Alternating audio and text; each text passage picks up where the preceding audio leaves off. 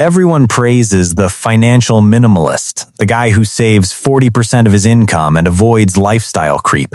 But what nobody tells you is that their obsession with the perfect budget has turned into a massive hidden relationship crisis. Right now, a huge percentage of extreme savers are committing emotional starvation, running their relationships like a Fortune 500 company and gaslighting their partners with spreadsheets. They call it stability. The math calls it a guaranteed separation. Let me show you the trap. Grace finds the notebook on a Sunday. She's looking for a pen in Nathan's desk drawer. Underneath his laptop charger, there's a small black moleskin. She opens it, expecting grocery lists or work notes. Instead, she finds rules, handwritten, numbered, underlined. Rule 1. Never spend more than $400 monthly on non-essentials, combined. Rule 2. No restaurant meals, ever. They represent financial weakness. Rule 3. All purchases above $50 require 72-hour consideration period. Rule 4. Savings rate must stay above 35% monthly regardless of circumstance. Rule 5. Lifestyle upgrades are prohibited until net worth reaches $200,000. Rule 6. Emotional spending is a character flaw, not a legitimate need. Grace reads it twice. She's been with Nathan 3 years. They've been engaged for 7 months. She knew he was good with money, disciplined, intentional. She thought those were virtues. She didn't know he'd built a financial constitution that governs their shared life, that every dinner suggestion she makes gets quietly measured against Rule 2, that every purchase she mentions gets internally evaluated against Rule 3, that her desire for a slightly nicer apartment is being blocked by Rule 5, a threshold Nathan set unilaterally in a notebook she wasn't supposed to find. She's not part of the system, she's subject to it. She puts the notebook back, sits down on the edge of the bed, and she's thinking, I didn't fall in love with a person. I fell in love with a financial philosophy that has a person attached to it. I'm Peter, and if someone in your life describes themselves as a minimalist or intentional spender or financially disciplined, you need to understand what can hide underneath those respectable labels, because there's a version of financial minimalism that isn't wisdom, it's control, and it doesn't just limit your spending, it limits your relationship, your growth, your joy, and ultimately your future in ways that no savings rate can compensate for. But finding the hidden rules was just the beginning. The real psychological trap is how these people enforce them in plain sight without you even noticing. Grace doesn't confront Nathan immediately. She watches first.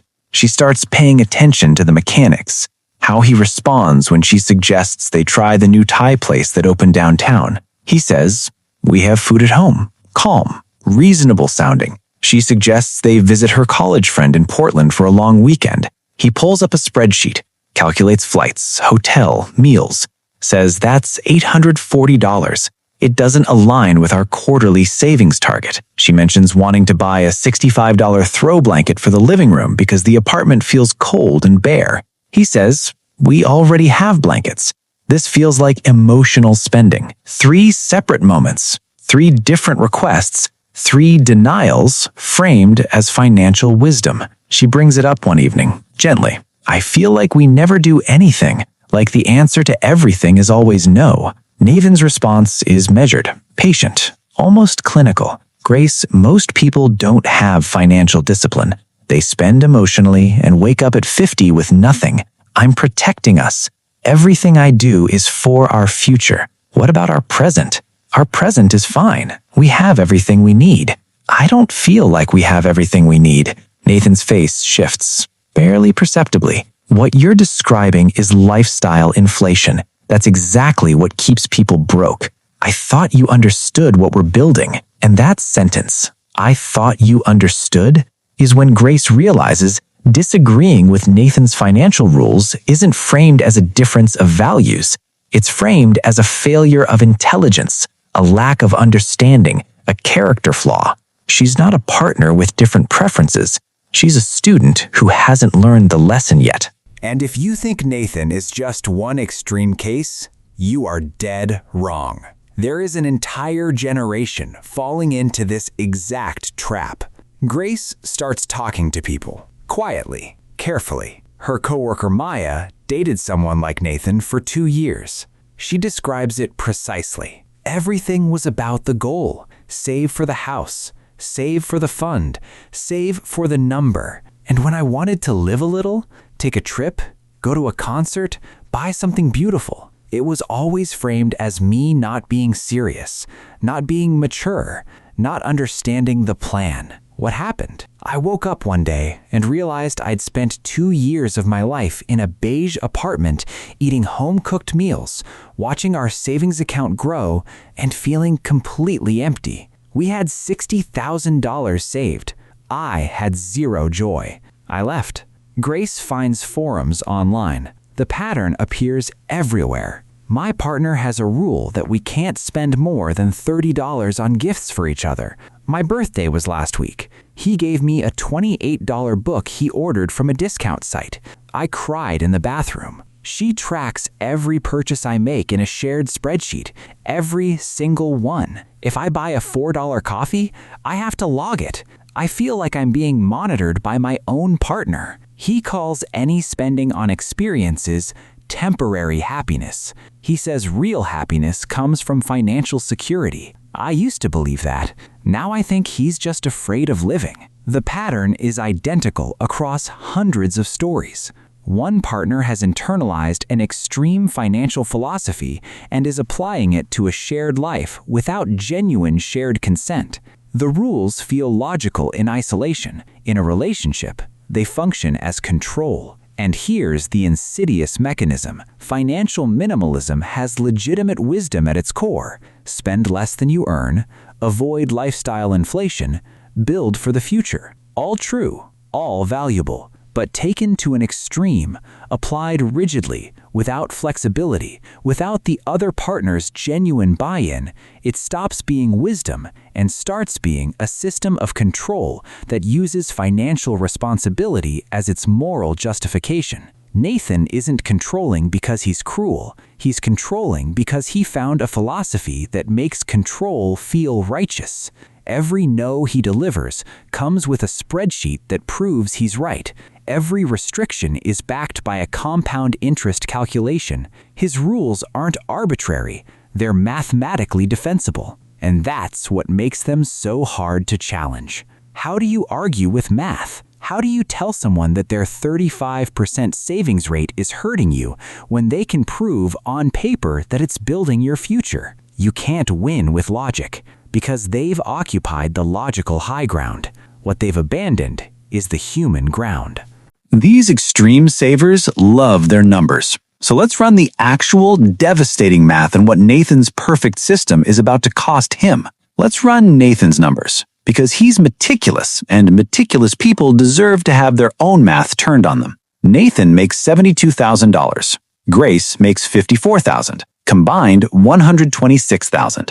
Take home after taxes, approximately $92,000. Nathan's mandated 35% savings rate on combined income, $32,200 annually. Remaining for all living expenses, $59,800. About $4,983 monthly. On paper, this is solid, disciplined. They're building real wealth. In 8 years at this rate, with 7% investment returns, they'll have $380,000.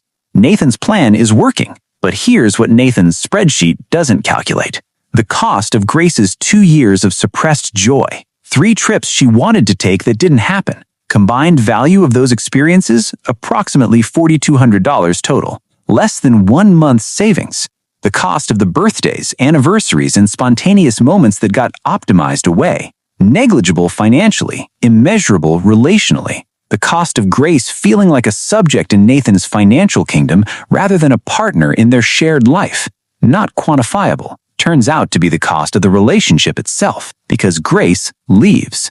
Not dramatically, not with a screaming fight.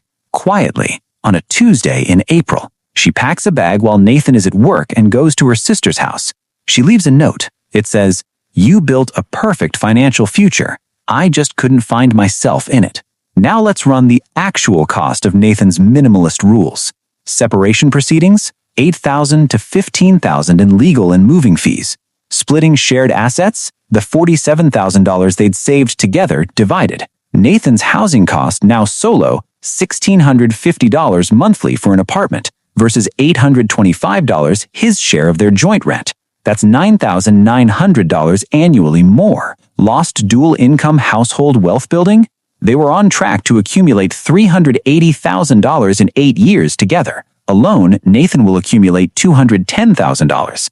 Difference? $170,000. Nathan's financial minimalism, his rigid, rule-based, uncompromising system, will cost him $170,000 in lost wealth accumulation, plus $15,000 in separation costs, plus the incalculable cost of the relationship itself. He saved $1,200 annually by never going to restaurants. He lost $185,000 in the process. The math he was so proud of was never complete, because his spreadsheet had no column for relationship cost. Here's where the comments will erupt, and I want to sit in the discomfort honestly. Half the audience will say, Grace should have communicated better. She knew who he was. You can't change someone's financial values. She's not a victim. She's someone who didn't do enough work to understand her partner before committing. The other half will say, a relationship where one person unilaterally sets rules that govern both people's lives isn't a partnership. It's a benevolent dictatorship. Grace's needs were consistently labeled as character flaws. That's not a communication problem, that's a power problem. Both perspectives have weight. But here's the question I want you to sit with. Is financial discipline still a virtue when it requires your partner to suppress their humanity to maintain it? Because Nathan's rules aren't just about Nathan. They govern Grace's access to joy, spontaneity, comfort, and the small daily luxuries that make life feel like living rather than surviving towards a future goal. And Grace never voted for those rules. She discovered them in a notebook she wasn't supposed to find, in a drawer she opened looking for a pen. She was living inside a system she'd never agreed to, and the system called her dissatisfaction a character flaw. That's not financial wisdom. That's something else. And that something else deserves a name. And this brings us to the most devastating moment of the entire story. The realization that comes too late. Nathan sits in the apartment after Grace leaves. The savings account is at $47,000. The investment account is performing. The numbers are exactly where his rules said they should be. And the apartment is completely silent. And the spreadsheet is perfect. And he is absolutely alone. He calls his brother. His brother listens to the whole story. The notebook, the rules, Grace's complaints over months, her leaving. His brother says one sentence. Nathan, did you ever ask her what she needed? Not what she wanted, what she actually needed to feel like your partner instead of your dependent. Nathan doesn't answer, because the honest answer is no. His financial system had an input for income, expenses, savings rate, investment return, target net worth, timeline. It had no input for Grace's need to sometimes feel spontaneous, for her need to celebrate things without a 72-hour waiting period, for her need to feel like a partner in a shared life rather than a subject of a financial policy. He optimized everything except the relationship, and when the relationship failed, his perfect financial system became a monument to a future he was building for two people, alone. Here's the verdict. Financial minimalism is not the enemy. Rigidity without consent is.